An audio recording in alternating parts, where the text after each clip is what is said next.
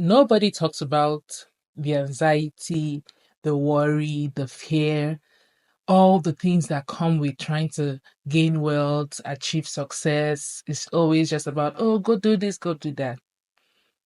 In today's video, though, I'm going to be telling you the secret that I found to achieving financial success, something that has opened my eyes and has given me like insurmountable amount of peace. Like the peace that I have right now is just different. It's just different. And I want to share it with you. So stick to the end of this video, guys. Make sure you like, make sure you share, and make sure you subscribe. Hey guys, welcome back to All Shades of Chantel. In today's video, just like the thumbnail says, I'm going to be sharing with you guys one mindset change that has changed my entire financial life. How I see money, how I think about money, how I spend, how I give, everything. This mindset changed it, and I want it to change yours too. I hope it does change yours, and I'm going to be sharing that with you in this video. For so long, I spent so much time in my financial journey, always thinking, always imagining, okay, what's the next 5 years going to be? What's the next 10 years going to be? How is this going to be about? What's going to happen? Because let's be real, like, there's so much to do. Sometimes it feels like you have so little time to achieve all that. And then when it came to money in particular, it's almost like for so many people, we feel that, oh, I have money, but do I even have enough to save, to invest, to give, to pay my daily, your daily bills? Just it's always so many questions to answer. And I dealt with that for so long, guys, so long. But then something happened that changed my mindset, changed my life. This whole realization didn't just come from, say, someone told me directly. It came from studying the Word of God, and it also came from God opening my eyes to different resources and books and all that. But one thing I realized is that God owns everything. Let that sink in. God owns everything. When we think about life and we think about death, we come into a world and then we're trying to achieve goals and dreams and ambitions, and then you leave this world. Isn't it funny that sometimes when you come into this world, you come in naked with nothing? And when you're leaving this world, even yes, many times people are dressed up, people now choose to be cremated.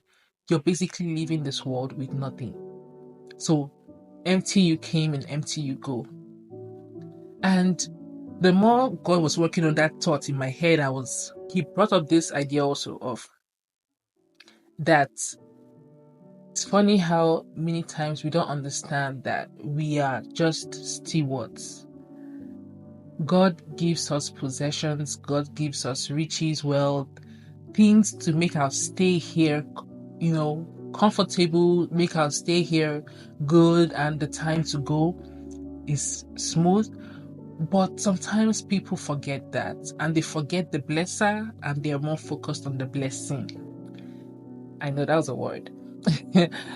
But it started to dawn on me how much we have forgotten that God owns it all. Everything you have, everything you're going to make in the future, God owns everything. He owns literally everything.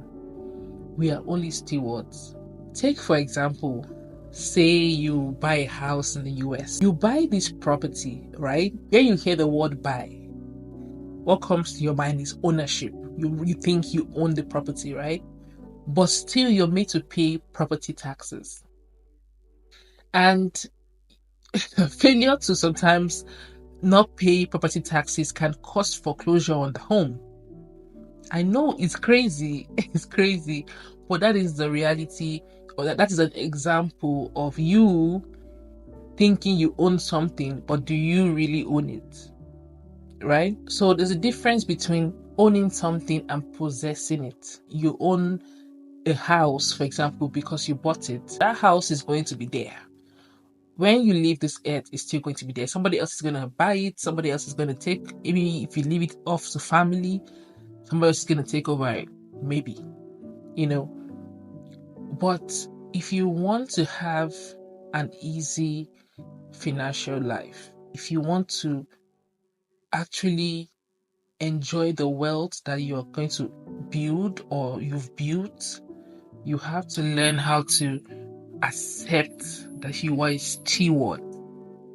You do not own whatever you have in the true sense of it. You are only managing the resources for the person, for God, for the person that has given you this authority to do so.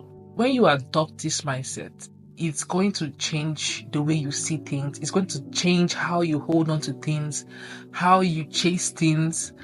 We live in a hustle and grind community. We live in a hustle and bustle world where everybody is chasing to accumulate more.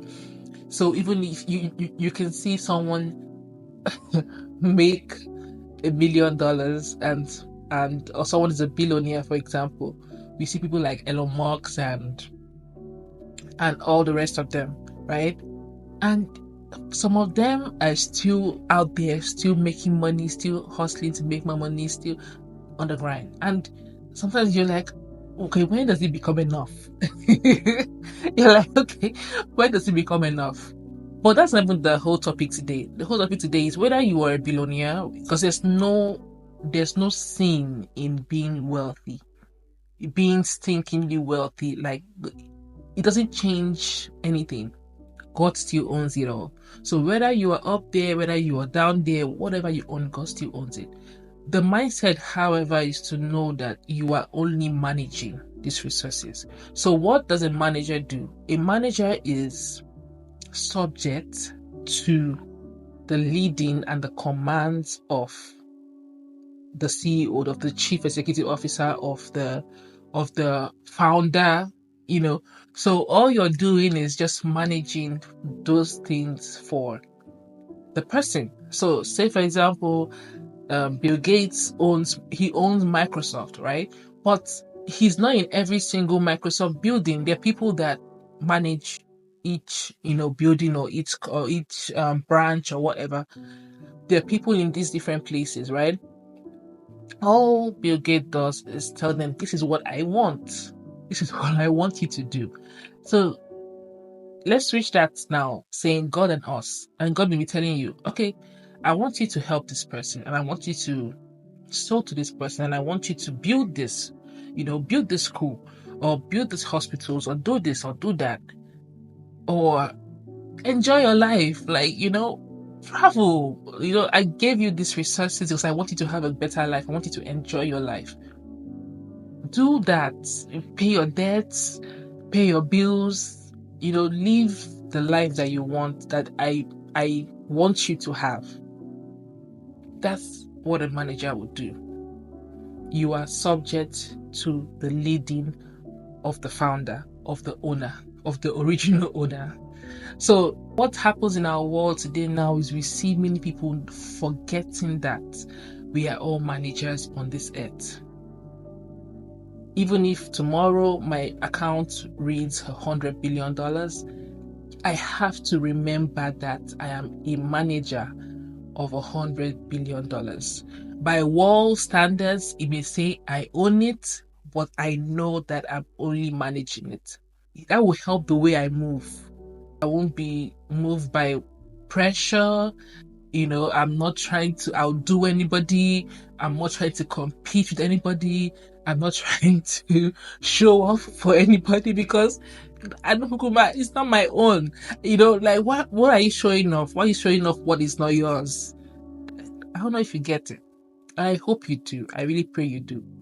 Guys, before we go forward, make sure you like, make sure you share, make sure you please share, because many people need to understand this. Many people need to hear this.